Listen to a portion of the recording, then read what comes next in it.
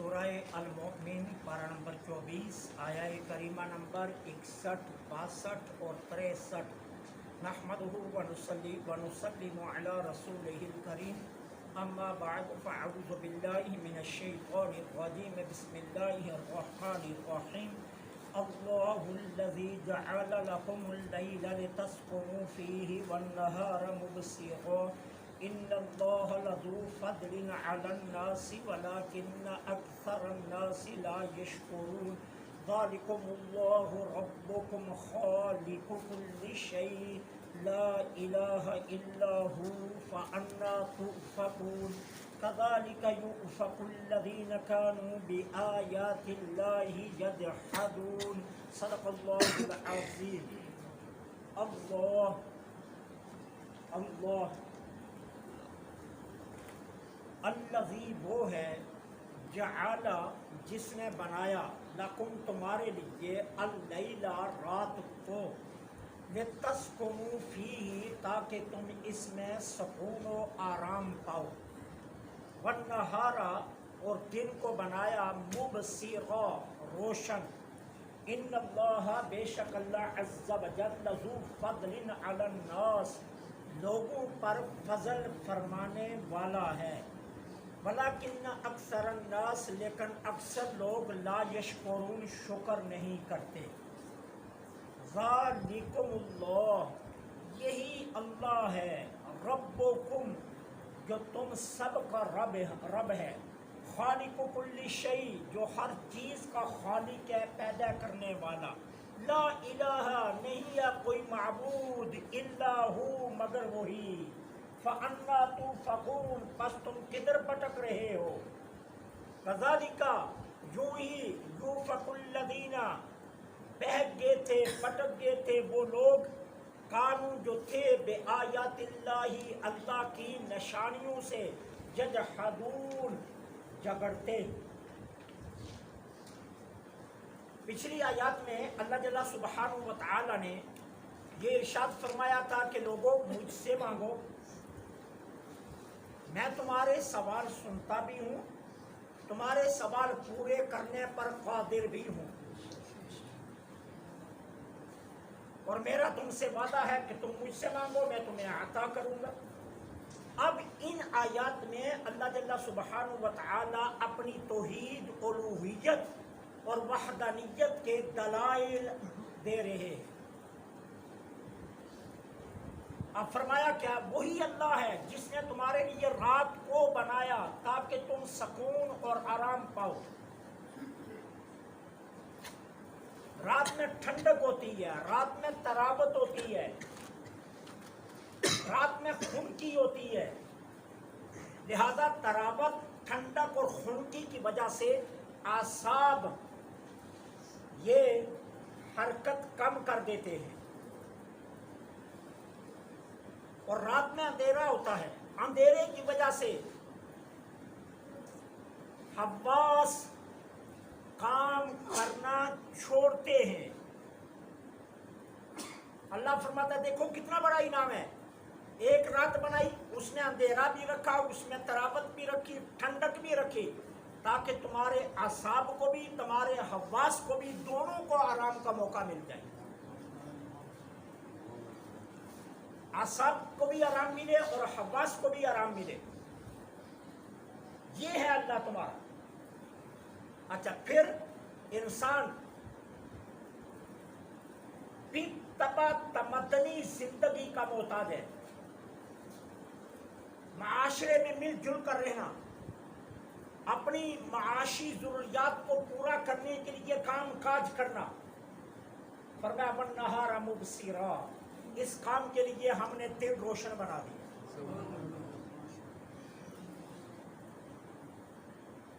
رات تھکاوٹ دور کرنے کے لیے، اعصاب کی تھکن کو ختم کرنے کے لیے ہم نے بنایا، اور دن تمہارے کام کرنے کے لیے بنایا کہ دن میں تم کام کرو، اپنی معاشی ضرورتیں پوری کرو، مل جل کر ایک دوسرے کے ساتھ اس کے حال چال پوچھو، کیونکہ تم تمدنی زندگی کے محتاج ہو، لہذا تمدنی زندگی کے لیے ہم نے دن تمہیں دیا۔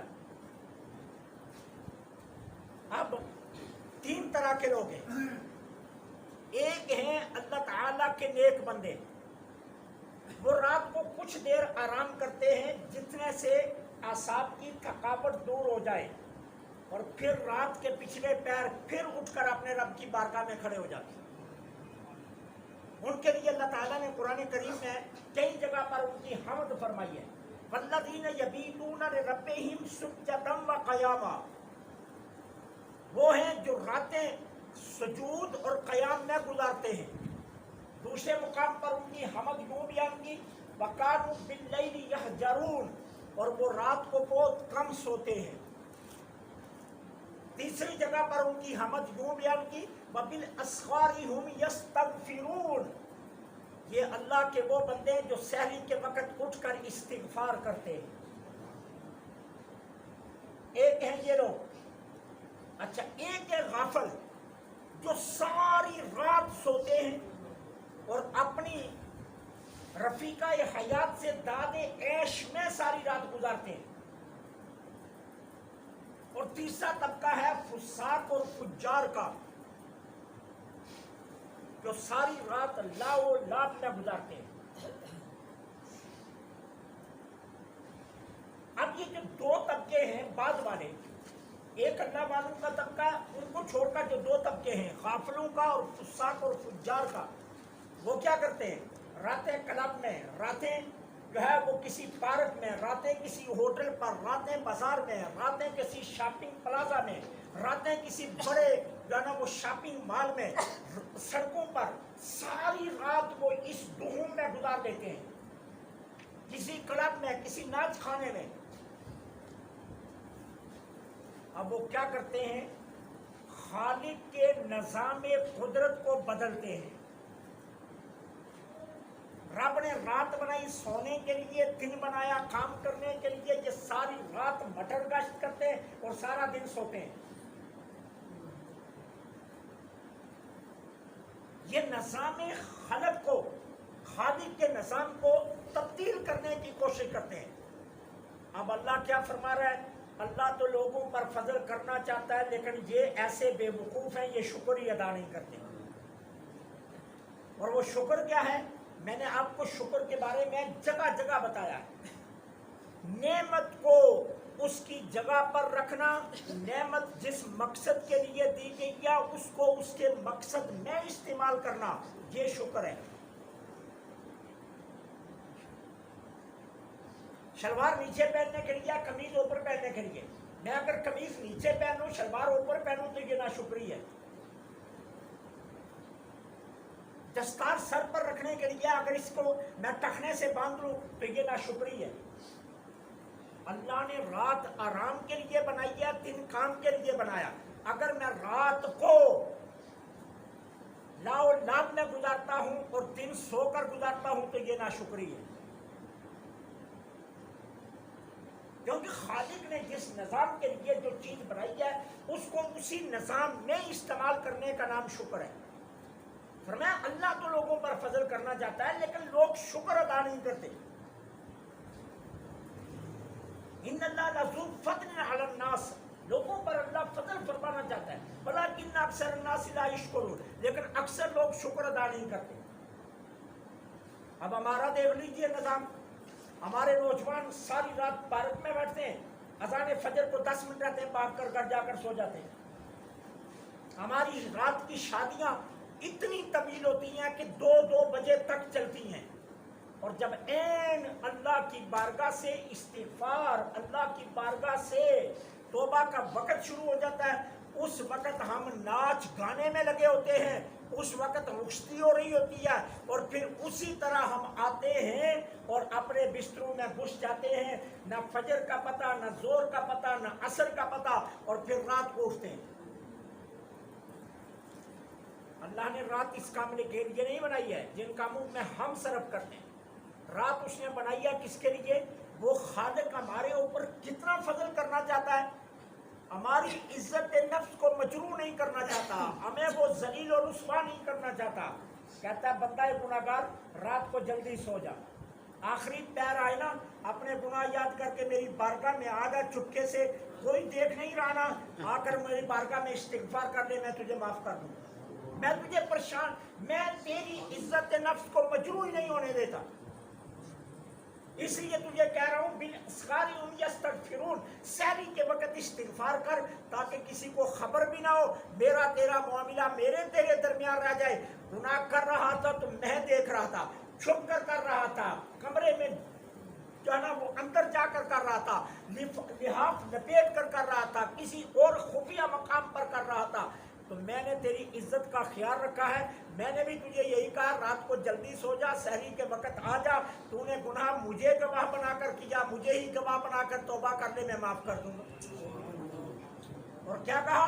التائب من الذنب ذنبی کمن لا ذنب له. توبہ کرنے والے کے گناہ ہم ایسے مٹاتے ہیں کہ جیسے اس نے کبھی گناہ کیا ہی نہیں.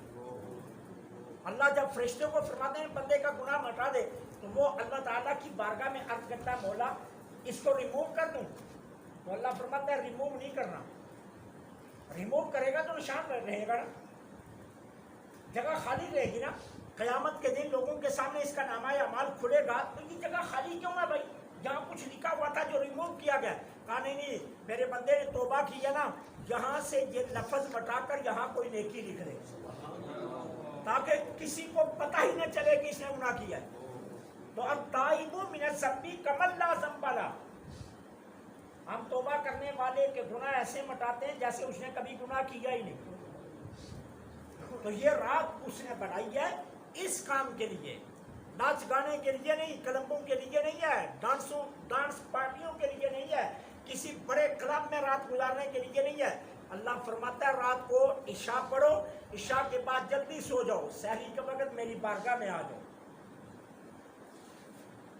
جو گناہ مجھے گواہ بنا کر کیے تھے نا وہی مجھے گواہ بنا کر توبہ کر دیں.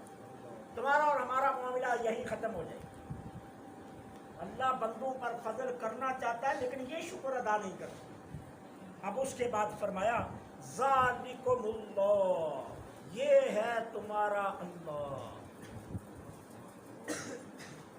یہ ہے تمہارا اللہ. کتنے پیارے انداز سے کہا یہ ہے تمہارا اللہ. کتنے پیار سے کہا میرے سے بھی تو پیار کر کے دیکھو نا. اللہ فرماتا ہے میرے سے بھی تو پیار کر کے دیکھو نا، یہ تمہارا اللہ ہے جو تم پر اتنا مہربان ہے.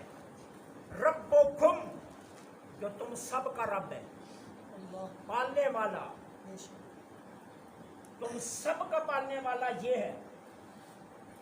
تم سمجھے پتہ نہیں دکان سے، پتہ نہیں فیکٹری سے، پتہ نہیں ریڑھی سے، پتہ نہیں جو ہے نا کاروبار سے مجھے رزق مل گیا. کہا نہیں، یہ تو میں نے صرف ایک بہانے بنائے ہیں کیونکہ تم عالم اسباب میں رہتے ہو، تو اسباب سے تمہیں جوڑ کر رکھا ہے تاکہ اسباب کی دنیا کے ساتھ تمہارا تعلق قائم رہے. ورنہ سچی بات تو یہ ہے رزق تو میں دے رہا ہوں. ربکم، میں ہوں پالنے والا.